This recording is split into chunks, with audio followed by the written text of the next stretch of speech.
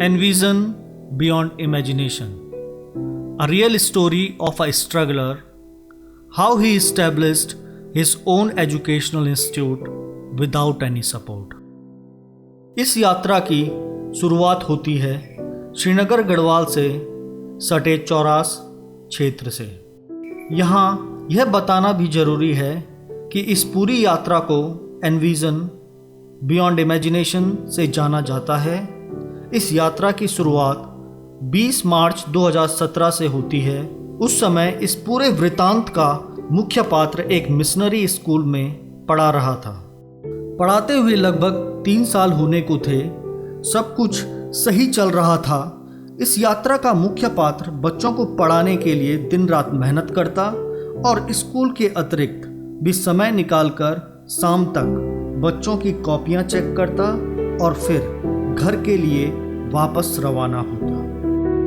कभी कभी दोपहर का भोजन भी छूट जाया करता था, लेकिन पात्र के मन में संतोष रहता कि आज का कार्य भी पूरी लगन से समाप्त हो गया। फिर एक दिन अचानक से क्या हुआ समझ से परे था। पात्र को स्कूल छोड़ने का अल्टीमेटम जारी हो गया। मन में स्कूल छोड़ने का डर बिल्कुल भी नहीं था, लेकिन सवाल यह था कि इतनी मेहनत करने के बाद भी यह सब हो रहा था। उस समय यह सब चुनौती से कम नहीं था, लेकिन मुख्य पात्र ने चुनौती स्वीकार की और आगे बढ़ने की सोची।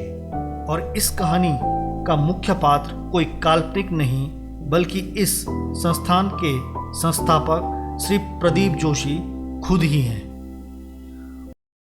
वास्तव में जिस यात्रा की हम बात कर रहे हैं उसकी शुरुआत इस स्थान जहां पर हम बैठे हैं अम्बेडकर पार्क श्रीनगर गढ़वाल से ही होती है। अर्थात यहाँ संस्थान खोलने के बारे में हमारा पहला डिस्कशन हुआ। और इस तरह शुरू होता है एनविजन का चुनौतीपूर्ण और सुनहरा सफ़र। 20 मार्च 2017 को ट्यूशन क्लासेस के लिए कुछ बच्चों को इकट्ठा कर संघर्ष की तैयारी शुरू हो गई। धीरे धीरे ट्यूशन क्लासेस चलने लगी और फिर इसके बाद बहुत सारे प्रयोग शुरू हुए, जैसे dance classes, English speaking, coaching classes, skill development classes और भी बहुत सारे प्रयोग किए गए जो हमारे क्षेत्र श्रीनगर चौरास के लिए बिल्कुल नए थे। सीमित संसाधनों और किसी प्रकार की वित्तीय सहायता के बिना यह सब करना आसान नहीं था, लेकिन अपने क्षेत्र चौरास के लिए हमारे सारे प्रयोग सफल रहे। हमारे संस्थान के बारे में लोगों ने तरह तरह के भ्रम फैलाए और तरह तरह की बातें की और समय समय पर हमारा मनोबल तोड़ने की कोशिश भी की, लेकिन हमें पता था कि हम समाज को पढ़ा लिखाकर कोई गलत काम नहीं कर रहे हैं। इसलिए इन लोगों की परवाह न करते हुए हमने बस अपने काम पे ध्यान दिया और हम लोगों ने आगे बढ़ने की कोशिश की। एनविजन का सफ़र आगे बढ़ा और 2018 में एक प्ले ग्रुप की शुरुआत हुई और 2019 में envision nano kids the play school अपने अस्तित्व में आ गया। एनविजन का यह सफ़र यही नहीं रुका, बल्कि चौरास में 2 साल काम करने के बाद envision the institute of vocational studies की शुरुआत 2019 में श्रीनगर गढ़वाल में हो चुकी थी। अपने अथक प्रयासों और आप सभी के आशीर्वाद से सब कुछ ठीक चल रहा था, लेकिन अभी तक का सफ़र वास्तव में आसान नहीं था। छोटी छोटी चीज़ों का प्रबंध करना कभी कभी बहुत मुश्किल हो जाता था, क्योंकि हमारे पास किसी भी प्रकार का समर्थन और सहयोग नहीं था। लेकिन ईश्वर के आशीर्वाद से सब कुछ ठीक चल रहा था।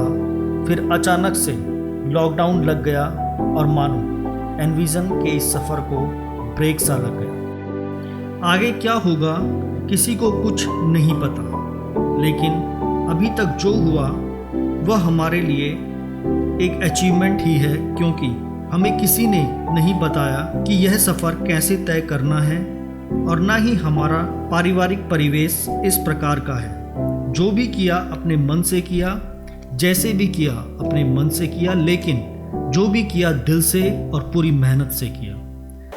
मैं डॉक्टर मयंक जोशी गढ़वाल विश्वविद्यालय में कार्यरत हूँ और 2017 से मैं प्रदीप जोशी जी के संघर्ष और विभिन्न उतार चढ़ावों के साथ रहा हूँ और उनके प्रयासों की लगातार सराहना करता हूँ, जो इनविजन संस्थान के माध्यम से चौरास, श्रीनगर और कीर्तिनगर के विभिन्न युवाओं में रचनात्मकता का कार्य कर रहे हैं।